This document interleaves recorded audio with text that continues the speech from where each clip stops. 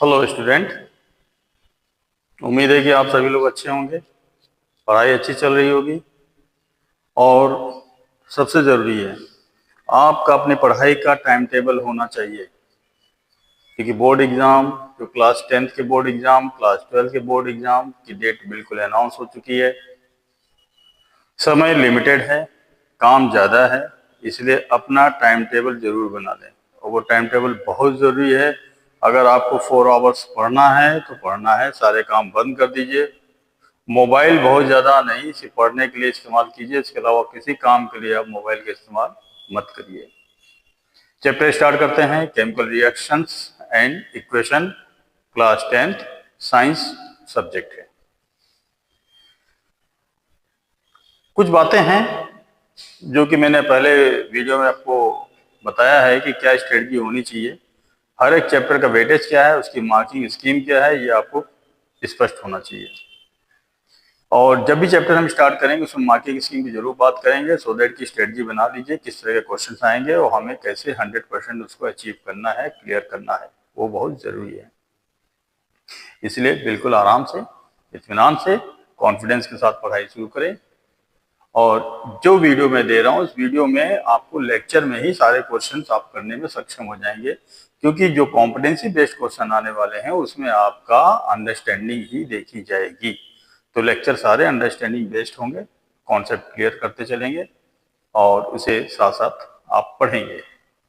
और important questions भी हम इंक्लूड करेंगे जिसके 90% आने के चांसेस रहेंगे। इसलिए भी कॉन्फिडेंट एंड पढ़ाई शुरू करते हैं। Chapter first, chemical reaction and equations. सबसे पहले हम बात करेंगे मार्किंग स्कीम की। मार्किंग स्कीम में आप देख सकते हैं 1 मार्क्स के जो क्वेश्चंस होंगे वो आएंगे 3 और 3 मार्क्स के जो क्वेश्चन आएंगे वो आएंगे 1। टोटल आएगा 6 मार्क्स। 6 मार्क्स का क्वेश्चन आपको मिलने वाले हैं इस चैप्टर में। कुछ इंट्रोडक्टरी, चैप्टर में एंट्री करने से पहले कुछ इंट्रोडक्शन होता है। केमिकल रिएक्शन नाम ही दिया है, केमिकल रिएक्शन का मतलब है something there is a chemical changes.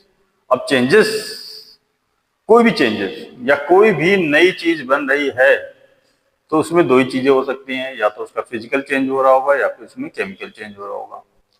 Physical change के बारे में अगर बात करें तो फिजिकल चेंज में क्या होगा, फिजिकल अपीयरेंस चेंज होता है। फिजिकल अपीयरेंस में क्या कर सकते हैं, फिजिकल अपीयरेंस में हम साइज की बात कर सकते हैं, शेप की बात कर सकते हैं और फॉर्म्स की बात भी कर सकते हैं कि ये सारी चीजें चेंज होती हैं। जो बाहरी चीजें हैं उसमें अगर कोई चेंज आता है तो वो फिजिकल चेंजेस है। फिजिकल चेंज में जो इंपॉर्टेंट पॉइंट्स है कि इसमें कोई भी चेंज अगर होता है तो जो भी मैटर है उसका basic composition and property change नहीं होता है, ये याद रखिएगा। इसका कोई भी बेसिक कंपोजिशन और प्रॉपर्टी चेंज नहीं होगा और कोई भी नया सबस्टेंस नहीं बनेगा। No new substance is formed. कोई भी नया सबस्टेंस नहीं बनेगा। नया सबस्टेंस का मतलब कह सकते हो कि कोई नया केमिकल नहीं बनेगा इसमें, या कोई भी न्यू ऐसी चीज नहीं बनेगी जिससे में प्रॉपर्टी चेंज हो, ऐसा नहीं होगा। और जो इंपॉर्टेंट जिस पे क्वेश्चन बन सकता है उस पर जरूर मैं बात करूंगा। ये तरह की रिएक्शंस जो होती हैं, चेंजेस जो होती हैं, ये नॉर्मली रिवर्सिबल नेचर के होते हैं, टेम्पररी होते हैं। कैसे होते हैं, रिवर्सिबल एंड टेम्पररी होते हैं। बहुत अच्छा एग्जाम्पल है, अभी एग्जाम्पल पे भी बात करेंगे तो वहां पे भी क्लियर हो जाए कि ये एग्जाम्पल इसके क्या हो सकते हैं। तो फॉर एग्जाम्पल जैसे पानी, पानी का हम बर्फ देखते हैं सॉलिड है, पानी खुद लिक्विड है, और पानी का जो वेपर, जो क्लाउड हम देख रहे हैं, बादल देख रहे हैं, गैस, तीनों स्टेट में ये प्रेजेंट है। लेकिन क्या प्रेजेंट है, पानी। तो ये किस तरह का चेंज हो गया, फिजिकल चेंज। फिर एग्जाम्पल डिटेल में आएंगे, जो एग्जाम्पल इंपॉर्टेंट होंगे। केमिकल चेंज के केस में देखेंगे, केमिकल चेंज में बहुत इंपॉर्टेंट बात यही है, इसमें कोई न कोई नया केमिकल या नई चीज बनेगी। न्यू सब्सटेंस इज फॉर्म या कोई new chemical is form in chemical changes. उसमें भी उसके डिफरेंट कंपोजिशंस होंगे एंड प्रॉपर्टीज भी डिफरेंट होंगी। तो new substances form, different composition and properties होंगी जिसकी, और normally irreversible and permanent changes है ये। तो कभी कभी ऑब्जेक्टिव में एमसीक्यू में क्वेश्चन ये पूछ सकते हैं, chemical changes are irreversible and permanent while physical changes are reversible and temporary. Chemical change में कुछ नहीं, कागज जला दीजिए, कागज जल गया, राख बन गया, राख बन गया, new thing, new substance is form. So तो न्यू सब्सटेंस फॉर्म होगा तो केमिकल चेंजेस कहलाएगा। ठीक है, इतना क्लियर हो गया, आगे बढ़ते हैं।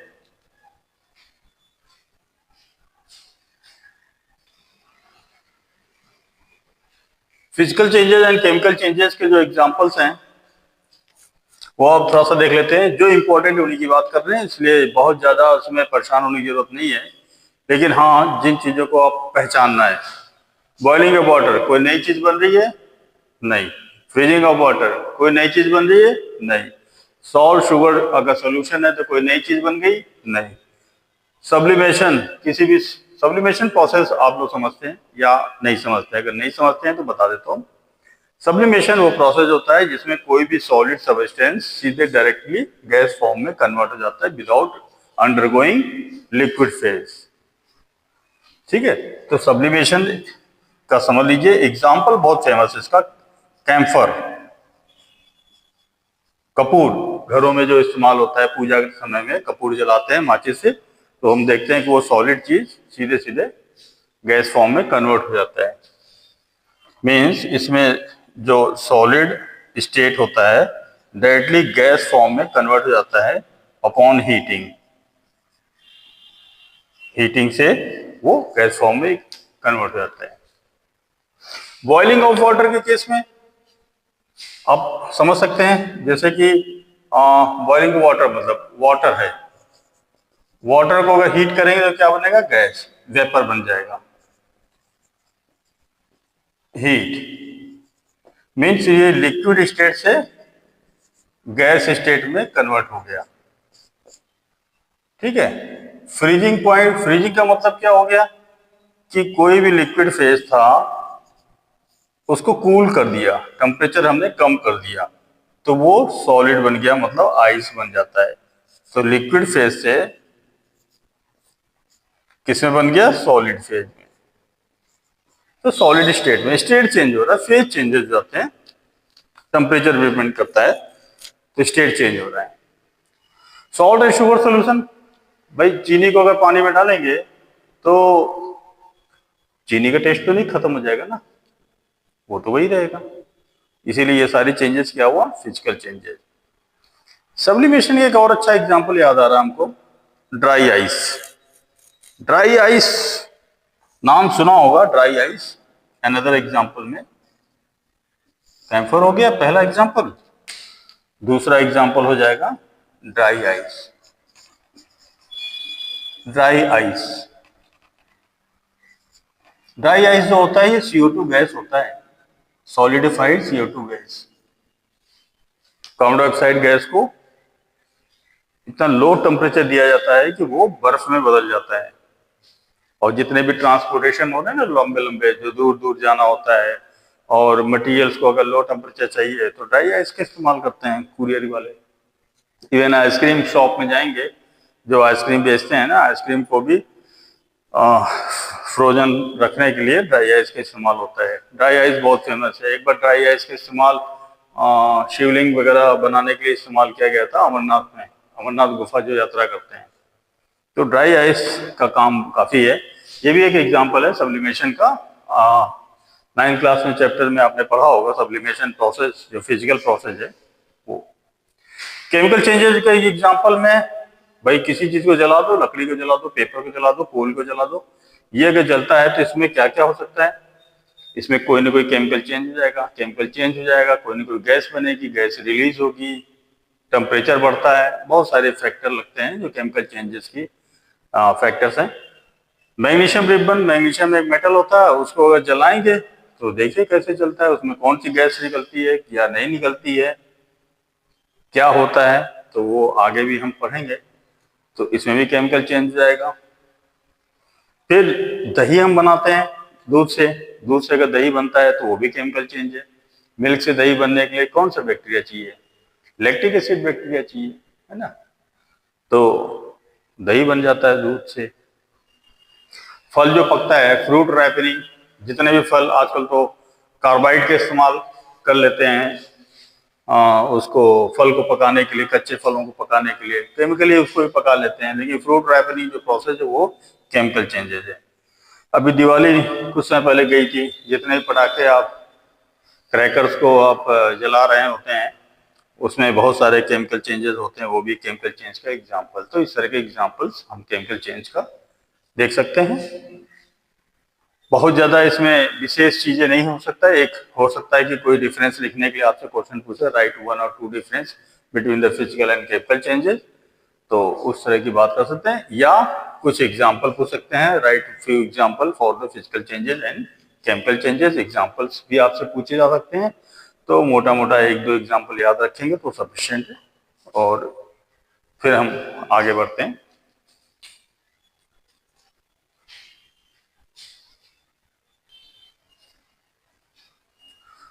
जो केमिकल रिएक्शंस हैं, एक्चुअल में जो केमिकल चेंजेस की जो वजह है वो है केमिकल रिएक्शंस। तो केमिकल रिएक्शन की वजह से ही केमिकल चेंजेस होते हैं। अब इनके लक्षण क्या है, आइडेंटिफाई कैसे कर सकते हैं कि पर्टिकुलर जो भी प्रोसेस हो रहा है आपके सामने वो केमिकल चेंज है या फिजिकल चेंज है। तो केमिकल चेंज के लिए भी कुछ कैरेक्टरिस्टिक्स हैं। All these are the characteristics, क्या कहेंगे, कैरेक्टरिस्टिक्स हैं। कैरेक्टरिस्टिक्स ये जरूरी है। एनसीईआरटी में जितने भी पॉइंट्स लिखे हैं उन सारे पॉइंट्स को कवर करते हुए कुछ जरूरी हो तो कुछ चेंज कर सकते हैं आगे। स्टेट चेंज, स्टेट चेंज का मतलब है सॉलिड, लिक्विड, गैस। जब कभी भी केमिकल चेंज होगा तो उसमें सॉलिड, लिक्विड एंड गैस ये फेज भी चेंज होते हैं। और फिजिकल में भी आपने देखा कि स्टेट चेंज होता है। जैसे वाटर केस में आइस, आइस से वाटर, वाटर से वेपर, तो फिजिकल चेंज में भी होता है। तो चेंज, तो केमिकल चेंज में भी ये सारी चीजें इंक्लूडेड है। कलर चेंज हो जाएगा। अब कलर चेंज होता है तो बेसिकली हम कभी जब कलर चेंज होता है तभी हम मानते हैं कि हाँ केमिकल रिएक्शन है, तो कलर चेंज इंपॉर्टेंट है। गैस इवोल्यूशन, गैस या तो कोई ना कोई गैस निकलेगी। लकड़ी जलाएंगे तो कार्बन मोनोऑक्साइड, कार्बन डाइऑक्साइड, इस तरह के गैसेज वहां रिलीज होगी। टेम्परेचर चेंज होगा, टेम्परेचर चेंज हो, लिख देते हैं टेम्परेचर चेंजेस, टेम्परेचर चेंज होगा। टेम्परेचर चेंज होने का मतलब अगर टेम्परेचर या हीट, किसी रिएक्शन से अगर हीट रिलीज हो रही है, अगर हीट रिलीज होगा तो उस प्रोसेस कहेंगे इंडोथर्मिक, इंडोथर्मिक प्रोसेस या reaction. Sorry sorry sorry sorry sorry heat अगर रिलीज हो रही है तो प्रोसेस कहेंगे एक्सोथर्मिक प्रोसेस। इसको पूरा नाम लीजिए, एक्सोथर्मिक प्रोसेस। हीट अगर एब्जॉर्ब हो रही है किसी भी रिएक्शन में तो उसे कहेंगे इंडोथर्मिक प्रोसेस। तो अभी आगे भी डिटेल में है एक्सोथर्मिक, इंडोथर्मिक रिएक्शंस के बारे में। तो अभी के लिए इतना ही समझ लीजिए कि डिफिनेशन समझ लीजिए। अगर हीट रिलीज हो रही है किसी रिएक्शन से, हीट बाहर निकल रही है, सिस्टम से बाहर निकल रही है, रिएक्शन से बाहर निकल रही है, तो उसे कहेंगे एक्सोथर्मिक प्रोसेस। ठीक है। अगर हीट एब्जॉर्ब हो रही है किसी रिएक्शन में तो उसे कहेंगे इंडोथर्मिक प्रोसेस। फिर फिफ्थ जो फैक्टर है कंसंट्रेशन चेंजेस, कुछ ना कुछ कंसंट्रेशन में चेंजेस आ जाएगी। जो भी रिएक्शन होगा उसमें ये 5 कैरेक्टरिस्टिक्स हैं जिनकी वजह से हम पहचान सकते हैं कि इसमें केमिकल रिएक्शन हो रहा है। तो केमिकल रिएक्शन समझने के लिए ये सारी चीजें इसमें इंक्लूड है। तो केमिकल रिएक्शन अकेले नहीं है, इसका कोई एक पर्टिकुलर डिफिनेशन देने की भी कोई जरूरत नहीं है, बल्कि ये सारे कैरेक्टरिस्टिक्स से रिकॉग्नाइज होता है कोई केमिकल रिएक्शन। ठीक है। फिर इसमें अगला टॉपिक है इक्वेशंस, केमिकल रिएक्शंस की बात होगी। केमिकल रिएक्शन में एग्जाम्पल भी समझ लीजिए। इसका एक एग्जाम्पल ले लेते हैं ताकि आसानी से समझ में आ जाए। एग्जाम्पल में हम इसको ले सकते हैं, कोई भी एग्जाम्पल ले लें। जैसे मान लीजिए कि आपने कार्बन लिया, कार्बन कार्बन को जला दिया, बर्न कर दिया। कार्बन को अगर बर्न कर दिया, बर्निंग, तो इसमें बना क्या? CO2, कार्बन डाइऑक्साइड गैस इसमें रिलीज होगी। इसको पूरा लिख देते हैं, कार्बन डाई ऑक्साइड गैस। तो कार्बन को जब कभी भी जलाए, कार्बन के एग्जांपल क्या है? जैसे कोल ले लीजिए, पेपर ले लीजिए, इनको अगर जला दें, या वुड ले लीजिए, कोई भी लकड़ी ले लीजिए, इनको अगर जला देंगे तो कार्बन क्या क्या केमिकल है? स्टेट चेंज हो रहा है। स्टेट मतलब ये सॉलिड था, से किसमें बन रहा है? गैस में। ठीक है। कलर, कलर भी अब कोल का कलर होगा, फिर जो बचा राख, जो बचेगा, ऐश बचेगा, वो प्लस गैस, गैस की इवोल्यूशन हो ही रहा है। टेम्परेचर इसमें लग ही रहा है। क्या करना पड़ता है? कार्बन को बर्निंग करने का मतलब है ऑक्सीजन से रिएक्शन, प्लस ऑक्सीजन से रिएक्शन हो रहा है। अगर कोई चीज बर्न कर रहा है तो इसका मतलब है कि ऑक्सीजन से रिएक्शन हो रहा है। तो एक छोटा सा एग्जांपल से समझिए, ये केमिकल चेंजेस सारी चीजें आ जाएंगी। टेम्परेचर भी चेंज हो रहा है, क्योंकि यहाँ हम ऑक्सीजन के साथ जब रिलीज करते हैं तो कार्बन डाइऑक्साइड गैस बनना है, और टेम्परेचर भी यहाँ चेंज हो जाएगा। कुल मिला के ये सारे जो कैरेक्टरिस्टिक्स हैं वो सब इसमें शामिल हो जाएंगे। ठीक है, चलिए अब आगे बढ़ते हैं।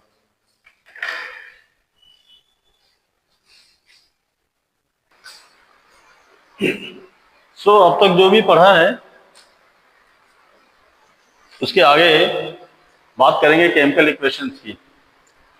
केमिकल इक्वेशन को सिंपली बस इतना समझिए, किसी भी केमिकल रिएक्शन का रिप्रेजेंटेशन है। तो it is the representation of a chemical reaction. कोई भी केमिकल चेंज हो जाए, रिएक्शन हो रही है, तो उसका रिप्रेजेंटेशन किस तरीके से करेंगे, वो होता है आपका केमिकल इक्वेशन। अब केमिकल इक्वेशन रिप्रेजेंट करने के 3 तरीके हैं। एग्जाम में हर तरह की बातें आ सकती हैं, MCQ लेवल पे आ जाएगी, असर्शन रीजन के टेक्स्ट में आ सकता है। उसमें क्या आ सकता है कि कोई भी रिएक्शन, अभी हम केमिकल रिएक्शन की बात करेंगे तो उसमें सबसे पहले आएगा वर्ड इक्वेशन। वर्ड इक्वेशन क्या है बस समझ लीजिए, कोई इस पर ज्यादा दिमाग लगाने की जरूरत नहीं पड़ेगी। वर्ड इक्वेशन क्या है? कोई भी केमिकल रिएक्शन है, ये सपोज करो केमिकल रिएक्शन है। केमिकल रिएक्शन में न्यू चेंज होना है, कलर चेंज होना है, स्टेट चेंज होना है, टेम्परेचर चेंज होना है, गैस इवॉल्व होना है, नहीं होना है, वो सारी चीजें। तो सपोज कीजिए हाइड्रोजन ऑक्सीजन से रिएक्ट करके वाटर बन रहा है। यहाँ हाइड्रोजन, ऑक्सीजन एंड वाटर, ये किसी ने बोला है कि हाइड्रोजन ऑक्सीजन से रिएक्ट करके वाटर बनाती है। इसका वर्ड इक्वेशन क्या है? जो भी इसमें एलिमेंट्स इन्वॉल्व हैं उनके बस नाम लिख दीजिए डिटेल में, hydrogen plus oxygen to form water. जो रिएक्ट कर रहे हैं उन्हें रिएक्टेंट्स कहते हैं। ये जरूरी है, बार बार शब्द आएगा रिएक्टेंट्स। या समझ सकते हैं LHS, लेफ्ट हैंड साइड जो कुछ भी लिखा जाएगा वो है रिएक्टेंट्स, राइट हैंड साइड में जो कुछ भी लिखा जाएगा वो है प्रोडक्ट। तो दो इसमें कितने रिएक्टेंट हैं? Hydrogen and oxygen. 2 reactant react करके सिंगल प्रोडक्ट बना रही है वाटर। इसका काम खत्म, बस वर्ड इक्वेशन इतनी है। फिर स्केलेटल केमिकल इक्वेशन। स्केलेटन में अब इसको सिंबलाइज कर लिया जाए, जो वर्ड इक्वेशन था उसको सिंबल फॉर्म में ले आते हैं। जो भी एलिमेंट्स है, हाइड्रोजन का सिंबल, उसका जो हाइड्रोजन किस तरह से रिप्रेजेंट किया जाता है? हाइड्रोजन यहाँ पे गैस है, लिख देते हैं कि hydrogen gas and oxygen gas, ये दोनों रिएक्ट करके वाटर बना रहे हैं। अब हाइड्रोजन गैस के बारे में जब भी बात करेंगे तो क्या बोलेंगे कि हाइड्रोजन मॉलिक्यूल है। अब हाइड्रोजन मॉलिक्यूल है तो उसको किस तरह से लिखा जाएगा? उसको लिखने का तरीका है H2। ठीक है, क्या है, गैस है तो स्टेट भी लिख दीजिए। ऑक्सीजन है, क्या है, गैस है, लिखने का तरीका क्या है, ऑक्सीजन मॉलिक्यूल O2, गैस लिख दीजिए। बना क्या रही है, वाटर, क्या बना रही है, लिक्विड फेज बना रही है, वाटर, दोनों मिलके वाटर बना दे रही है, तो लिक्विड फेज कर सकते हो। सम टाइम कहीं कहीं दोनों हाइड्रोजन गैस ऑक्सीजन गैस दोनों गैस है, आपस में जला, हाइड्रोजन का जलना है ये, जब भी ऑक्सीजन से रिएक्ट हो रही है समझ लीजिए हाइड्रोजन जल रहा है। तो मोस्ट ऑफ द टाइम आपको ये मिलेगा, इसकी जगह लिक्विड की जगह आपको ये गैस ही मिलेगा, बाद में कंडेंस होके लिक्विड फॉर्म में आएगा, मतलब वेपर है। आप कर सकते हो वाटर वेपर, यहां पर लिखे तो वाटर वेपर है, और ये भी क्या है, गैस फॉर्म में, ये एक तरह का गैस है। इसीलिए शायद जल को जल ही क्यों कहते हैं, क्योंकि हाइड्रोजन जलता है, हाइड्रोजन जलकर जल बनाता है, इसीलिए जल जल है। जल जल क्यों है, जल को जल इसलिए कहते हैं क्योंकि हाइड्रोजन जलकर जल बनाता है, सभी इसको जल बोलते हैं। हमने भी कभी सोचा ये जल को जल, पानी को जल क्यों कहते हैं, अरे जल के ही तो बना है बेचारा वो, तो जल है।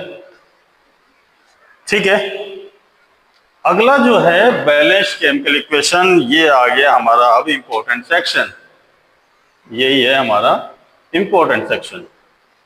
बैलेंस्ड केमिकल इक्वेशन में क्या करना है, अब जो भी स्केलेटल केमिकल इक्वेशन था, अब हमको रूल पहले समझ लेना है। रूल ये कहता है कि number of reactants, number of atoms, जितने भी number of all the atoms in reactant side, जितने भी नंबर ऑफ एटम्स हैं, जितने भी एलिमेंट्स हैं, उन सबके atoms, number of all the atoms in product, product की साइड में जितने भी एलिमेंट्स हैं, एटम्स हैं, उनके जो नंबर हैं सेम होना चाहिए, ये इसका रूल है। Number of atoms in reactant side is equal to the number of atoms in product side, तो वो होना चाहिए सेम। एग्जाम्पल में सबसे अच्छा है आपका, जब भी चेक करना हो बैलेंस करने का तरीका देख लीजिए, LHS एंड RHS लिख लीजिए, left hand side and right hand side, hydrogen कितना होना चाहिए, ऑक्सीजन कितना होना चाहिए, हाइड्रोजन कितना होना चाहिए, ऑक्सीजन कितना होना चाहिए, दो ही एलिमेंट है यहाँ पे, हाइड्रोजन ऑक्सीजन, यहाँ पे भी हाइड्रोजन एंड ऑक्सीजन, मतलब दो ही एटम है, हाइड्रोजन इधर एंड ऑक्सीजन रिएक्टेंट साइड में, एंड राइट हैंड साइड ये LHS है और ये RHS है, left hand side and right hand side. Hydrogen कितना है, 2 × 2 4, इधर कितना है, 2 × 2 4, बराबर है, ठीक। ऑक्सीजन कितना है यहाँ पे, 2, इधर ऑक्सीजन कितना है, 2, इसका मल्टीप्लाई यहाँ हो जाएगा 2। तो इस तरह से हम रिएक्शन को बैलेंस करते हैं। अब रिएक्शन को बैलेंस करने के बहुत सारे नियम दुनिया भर में हर जगह मिल जाएंगे, लेकिन उसमें नहीं जाना है, हिट हर्टो करना है। हिट हर्टो का मतलब आपको number of atoms find out करना है, कहाँ कम ज्यादा है, उसका कॉमन सेंस का उपयोग करना है और उसे बैलेंस कर लेना है। अब अगले सेक्शन में मैं कुछ रिएक्शंस यहाँ लिखूंगा जो इम्पोर्टेंट है, जिसके बारे में इम्पोर्टेंट, जिसपे क्वेश्चन से बनते हैं, जिनके उनमें हम ये सारे इक्वेशन अप्लाई करेंगे जितना भी अब तक किया। बैलेंस कैसे करना है, कुछ नहीं, एक बार फिर से समझ लीजिए, इसको मैं मिटा देता हूँ, एक बार समझ लीजिए। अब फॉर एग्जाम्पल यहाँ करना है, तो आप LHS लिख लीजिए इक्वल टू RHS। अब आपको नहीं पता है कि क्या होगा, यहाँ हटा देते हैं। यहाँ पे कितने एलिमेंट है, हाइड्रोजन एटम है और ऑक्सीजन एटम है, दो ही हैं, और ऑक्सीजन, यहाँ पे भी दो ही हैं, हाइड्रोजन और ऑक्सीजन। अब इसको काउंटिंग शुरू करते हैं। अब देखिए हाइड्रोजन के बारे में, देखिए हाइड्रोजन कितना है, 2, यहाँ 2, कंप्लीट है, हमें कोई काम नहीं करना है। ठीक है। ऑक्सीजन कहाँ, ऑक्सीजन यहाँ पे कितने एटम है, 2। यहाँ पे कितना है, कुछ नहीं लिखा तो मतलब 1, एक एटम है। अब भाई इसको 2 करना है तो इसको 2 से मल्टीप्लाई कर दो, तो ये तो पूरा हो गया। ये भी 2 × 1 2 हो गया। अब समस्या, हाइड्रोजन कितना हुआ, 4। यहाँ पे कितना है, 2, तो यहाँ पे 2 से मल्टीप्लाई हो जाएगा, तो रिएक्शन अब ये बैलेंस हो जाएगा। इसी को बोलते हैं बैलेंस्ड केमिकल इक्वेशन। तो यहाँ पे क्या करना पड़ा, एलएचएस में 2 का मल्टीप्लाई कर दिया, टोटल के अब काउंट कर लीजिए, टोटल कितने, 4। यहाँ कितना है, हाइड्रोजन 4 आरएचएस में, ऑक्सीजन कितना है एलएचएस में, 2, उधर कितना ऑक्सीजन, अब कितना, 2। तो ये प्रूफ हो गया, ये आपका प्रूफ कर दिया आपने कि रिएक्शन इज बैलेंस्ड। ठीक है, फिर आगे बढ़ते हैं।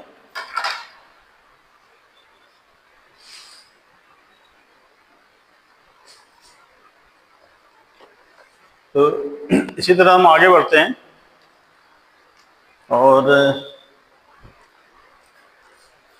केमिकल इक्वेशन के कुछ एग्जाम्पल हैं। और ये एग्जाम्पल ऐसे हैं कि जो एग्जाम में तरह तरह से क्वेश्चन बन के आ जाते हैं। कुछ चीज़ें इसमें डिफिकल्टी आपको फील होगी अगर आप लोगों ने बेसिक चीज़ें 9th की अगर भूल गए हैं, तो वो कुछ चीज़ें डिफिकल्टी हो सकती है। Formula writing, chemical formula writing, आपको वैलेंसीज पता होनी चाहिए, एटलीस्ट एटॉमिक नंबर 1 to 30 तक। सिंबल पता होना चाहिए, तभी आप लिख पाएंगे। तो 2 एक चीज़ें हैं जो आपको पास इसकी अच्छी समझ होनी चाहिए, तभी आप उसको लिख पाएंगे। फिर भी प्रैक्टिस करते चलेंगे, घबराने की जरूरत नहीं है, धीरे धीरे वो आता रहेगा। बीच बीच में जो चीज़ें होंगी वो मैं बताता जाऊंगा। एक सेकेंड।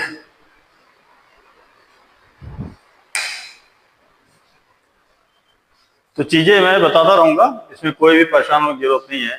पहला एग्जांपल जो है केमिकल रिएक्शन का है, और इक्वेशन किस तरह से रिप्रेजेंट करना है उसको भी हम डिस्कस करेंगे। सबसे पहले burning of magnesium ribbon. Magnesium ribbon CBSE board के लिए बहुत फेवरेट क्वेश्चन बना रहा है कई सालों से। जब हम मैग्नीशियम रिबन, एक स्ट्रिप आती है, उसको अगर हम जलाते हैं, मतलब किसी बर्नर से जला रहे हैं, तो काफी तेज चमक आता है उसमें, और एक पाउडर छोड़ जाता है, मैग्नीशियम ऑक्साइड का पाउडर होता है। तो वो जलने के बाद इस तरह से एक चमकदार फॉर्म में जलेगा। जलने के बाद उसमें जो पाउडर आता है वो मैग्नीशियम ऑक्साइड का होता है। तो मैग्नीशियम एयर से ऑक्सीजन, एयर में ऑक्सीजन है ही है, एयर में जब कभी मैग्नीशियम को जलाया जाता है तो अब हमको मिलता है मैग्नीशियम ऑक्साइड। ये बर्निंग है इन एयर में हम इसको जला रहे हैं। तो ये जो हमने लिखा है, ये क्या लिखा है, वर्ड इक्वेशन। क्या लिखा है, वर्ड इक्वेशन। मैग्नीशियम पूरा नाम लिख दीजिए, ऑक्सीजन कहाँ से आया, एयर से, इसका स्टेट भी लिखते जाइए, सॉलिड है ये गैस है, और मैग्नीशियम ऑक्साइड बनता है। फेवरेट क्वेश्चन ये बनता है इसमें कि why magnesium is rubbed with sand paper before burning. जलाने से पहले मैग्नीशियम रिबन को रगड़ना पड़ता है, सैंड पेपर से छुड़ाना पड़ता है। क्या छुड़ाना पड़ता है, कुछ ऐसी चीज है जिसे छुड़ाना पड़ता है। तो होता क्या है कि ये जो मैग्नीशियम जो एयर से, नॉर्मली क्या होता है, मैग्नीशियम एक रिएक्टिव मेटल है, ऐसे भी रहेगा नॉर्मली, तो एटमॉस्फेरिक जो ऑक्सीजन है उसके साथ रिएक्ट करके मैग्नीशियम ऑक्साइड बना देता है। तो मैग्नीशियम ऑक्साइड की लेयर इस पे डिपॉजिट हो जाती है, उसे हटाने के लिए हम इसको सैंड पेपर से रब करते हैं। ठीक है, आसान है। क्यों? क्योंकि मैग्नीशियम जो मेटल है एटमॉस्फेरिक ऑक्सीजन से रिएक्ट करके मैग्नीशियम ऑक्साइड की लेयर बना देती है, और मैग्नीशियम ऑक्साइड की जो लेयर होती है वो इनएक्टिव होती है, वो जलने में प्रॉब्लम क्रिएट करेगी, नहीं जल पाएगी ठीक से। इसीलिए मैग्नीशियम ऑक्साइड लेयर को, इनएक्टिव मैग्नीशियम ऑक्साइड लेयर को रिमूव करने के लिए सैंड पेपर से हम उसको छुड़ाते हैं, उसके बाद ही ये एक्सपेरिमेंट करते हैं। सिर्फ यही क्वेश्चन है जो इसमें इंपॉर्टेंट है। क्यों करते हैं, एक शॉर्ट में इसको बता देता हूं, समझ लीजिए। टू रिमूव इनएक्टिव, ये सब इंपॉर्टेंट है, inactive magnesium oxide layer, magnesium oxide layer from ribbon. जो भी मैग्नीशियम रिबन है उसमें से इनएक्टिव मैग्नीशियम ऑक्साइड को रिमूव करने के लिए सैंड पेपर का यूज करते हैं। सैंड पेपर से रब किया जाता है। ठीक है, आसान है, कोई बड़ी चीज नहीं है, बहुत सिंपल है। आसान है कि मैग्नीशियम रिबन को हम सैंड पेपर से रब करते हैं। क्यों? क्योंकि एटमॉस्फेरिक ऑक्सीजन से रिएक्ट कर जाती है मैग्नीशियम और वो इनएक्टिव होती है, और उस इनएक्टिव लेयर को हटाने के लिए सैंड पेपर से हम रब करते हैं। ठीक है, अब बात करते हैं हम वापस केमिकल इक्वेशन की बात कर रहे थे। वर्ड इक्वेशन इस तरह से लिख देंगे। क्लियर? जो स्टेट है वो भी इसमें लिख सकते हैं। फिर इसके बाद आता है skeletal chemical equation. Skeletal chemical equation लिखने के लिए क्या करना है? इसको सिंबल फॉर्म में ले आना है। मैग्नीशियम हो जाएगा सॉलिड फॉर्म में, ऑक्सीजन मॉलिक्यूलर फॉर्म में आ गया, गैस है। क्या बना? Magnesium oxide. और फॉर्मूला राइटिंग अगर आपको पता है तभी आप लिख पाओगे। मैग्नीशियम की वैलेंसी कितनी? 2। ऑक्सीजन की वैलेंसी होती है 2। तो क्रॉस लिखने का तरीका है, समझ लीजिए। मैग्नीशियम की वैलेंसी 2, ऑक्सीजन की वैलेंसी होती है 2, दोनों की वैलेंसी 2-2 है, इसीलिए इसको लिखने की जरूरत नहीं है, सिर्फ हम मैग्नीशियम ऑक्साइड लिख सकते हैं। तो ये आ गया स्केलेटल इक्वेशन। ठीक, अब इसको कहेंगे बैलेंस्ड इक्वेशन। कब कहेंगे? बैलेंस्ड इक्वेशन करने के लिए हमने क्या बताया? इसको आपको सारे रिएक्टेंट साइड के जो एलिमेंट्स हैं, प्रोडक्ट साइड के जो एलिमेंट्स हैं, अब उनको कंपेयर करिए। मैग्नीशियम उठाइए, मैग्नीशियम कितना है? 1। यहाँ कितना है? 1, कंप्लीट है। फिर ऑक्सीजन कितना है? यहाँ पे 2, यहाँ कितना है? 1। हो गई गड़बड़, तो 2 से मल्टीप्लाई होगा। अब ऑक्सीजन कितना है? यहाँ पे 2। मैग्नीशियम कितना है? यहाँ पे 2। सॉरी, ऑक्सीजन कितना है? यहाँ 2। यहाँ ऑक्सीजन कितना है? 2। अब मैग्नीशियम हो गया यहाँ पे 2, यहाँ मैग्नीशियम कितना है? 1। तो ये 2 से मल्टीप्लाई हो जाएगा। तो ये हो जाएगा बैलेंस्ड इक्वेशन। क्लियर? इसी का प्रैक्टिस करते चले जाइए, बैलेंसिंग करने की प्रैक्टिस करते चले जाइए। Left hand side, right hand side, सारे जो एटम्स हैं इक्वल होने चाहिए। क्लियर है? कुछ स्पेस बना लेते हैं। मैग्नीशियम रिबन बर्निंग के लिए मैग्नीशियम रिबन को क्यों हम क्लीन करते हैं? क्यों? क्योंकि इनएक्टिव मैग्नीशियम ऑक्साइड लेयर को रिमूव करना होता है। अगर नहीं करेंगे तो एक्सपेरिमेंट नहीं हो पाएगा, जलेगी नहीं फिर ये। ठीक है, अगला रिएक्शन में आते हैं। चलिए इसी को करते हैं, हालांकि सेकंड वहां है, कोई बात नहीं, इसी को करते हैं। एक रिएक्शन ये है जिंक। जिंक को डाइल्यूट सल्फ्यूरिक एसिड में जब रिएक्ट कराते हैं तो मिलता है zinc sulphate and hydrogen gas. ठीक है, जिंक सल्फेट और हाइड्रोजन गैस। इसका रिप्रेजेंटेशन देख लीजिए। जिंक को रिप्रेजेंट करते हैं Zn से, जिंक है सॉलिड। ठीक है, सल्फ्यूरिक एसिड एक्वस फॉर्म में, कोई भी चीज अगर डिजॉल्व फॉर्म में हो तो एक्वस फॉर्म कहलाएगी, तो इसको सिंबल है AQ। AQ लिख देंगे स्मॉल में, हो जाएगा काम। रिएक्शन में जिंक सल्फेट बनता है और हाइड्रोजन बनता है। हाइड्रोजन क्या? गैस फॉर्म में, गैस लिख दिया। रिप्रेजेंटेशन के लिए जो एरो है ना, अगर इरेक्ट एरो है, सीधा एरो है, तो वो गैस को रिप्रेजेंट करता है। और अगर उल्टा एरो है तो प्रेसिपिटेट को रिप्रेजेंटेशन के लिए इन्वर्टेड एरो लगाते हैं। ये अपराइट एरो है, ये इन्वर्टेड एरो है। हिंदी में कहेंगे सीधा एरो, ये लगाएंगे उल्टा एरो। कोई चीज प्रेसिपिटेट हो रही है, कोई चीज व्हाइट कलर प्रेसिपिटेशन जो पानी में पूरी तरह से घुल नहीं पा रही है, उन सब चीजों के लिए प्रेसिपिटेशन शब्द इस्तेमाल होता है, जो कंप्लीटली पानी में नहीं घुलता है। अब इसका बैलेंस इक्वेशन वही LHS एंड RHS आपको याद रखना है। काउंट करते चलिए। LHS में जिंक कितना है? 1। यहाँ कितना है? 1, कंप्लीट। अब आते हैं हाइड्रोजन, देख लेते हैं। हाइड्रोजन यहाँ कितना, 2, यहाँ पे 2, कंप्लीट। सल्फर यहाँ कितना है, कंप्लीट, इधर भी एक, इधर भी एक। ऑक्सीजन कितना, 4, यहाँ ऑक्सीजन 4। ओके, ये बैलेंस्ड इक्वेशन है। क्या है, बैलेंस्ड इक्वेशन। इसको बैलेंस करने की जरूरत नहीं पड़ेगी। ठीक है।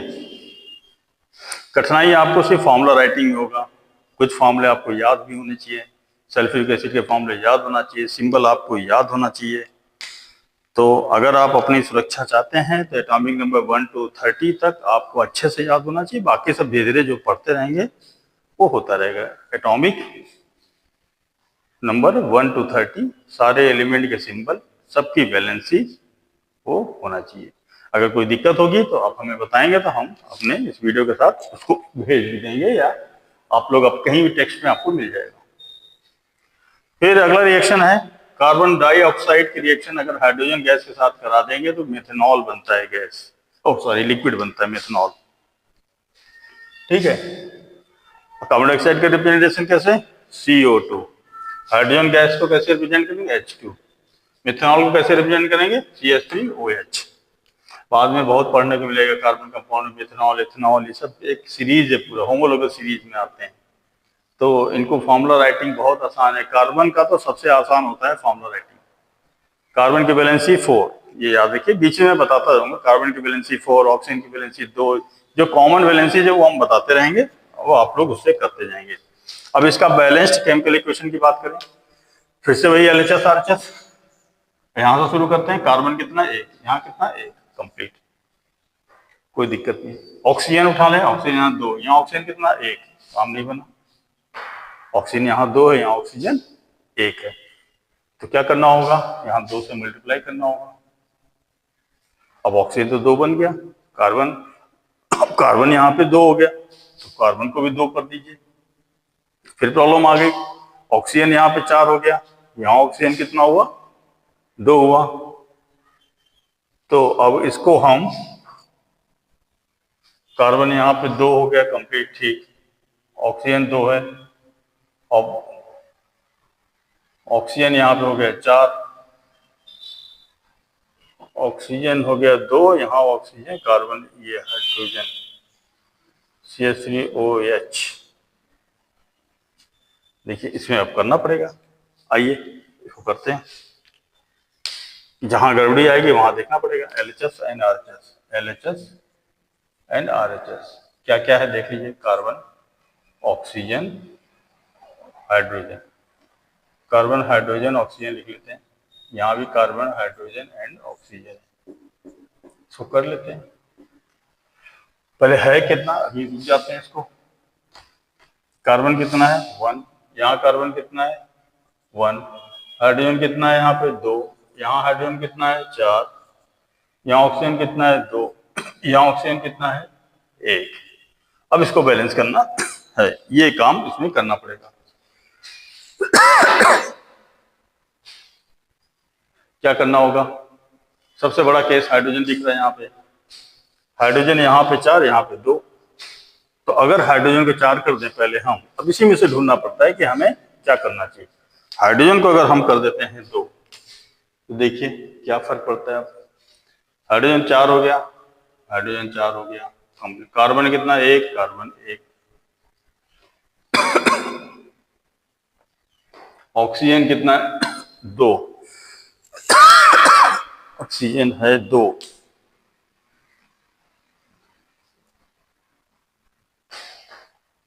इसमें वाटर बनना चाहिए, इसका मतलब।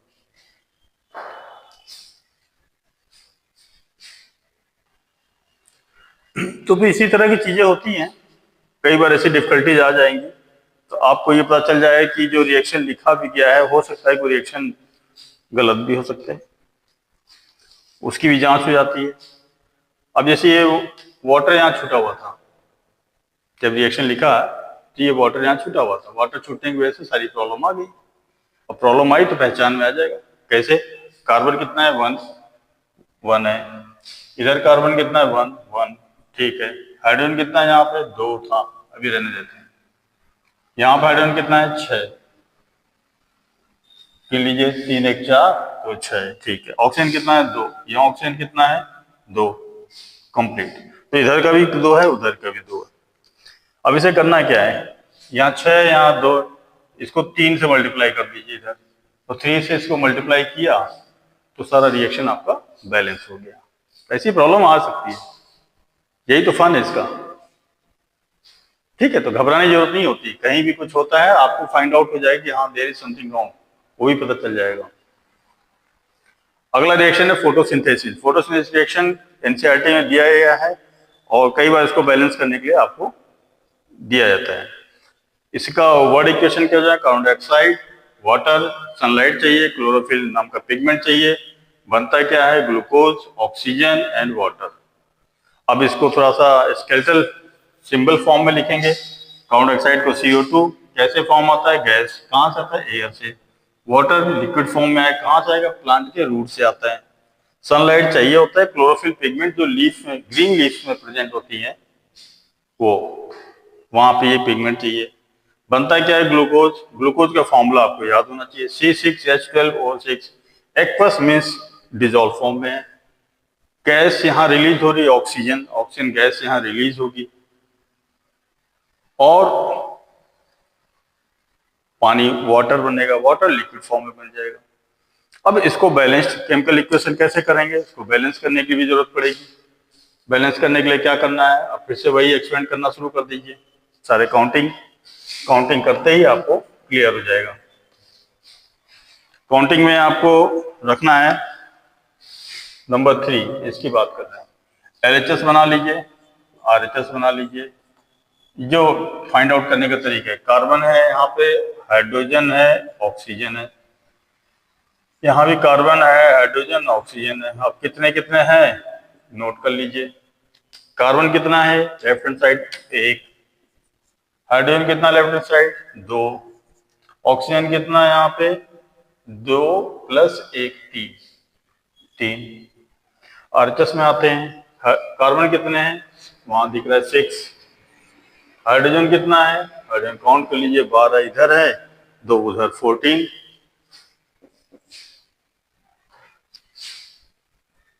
हम्म 14। फिर ऑक्सीजन कितना है, ऑक्सीजन कैलकुलेट कर लीजिए। ऑक्सीजन 6, 2 8, 1 9, 9 ऑक्सीजन है।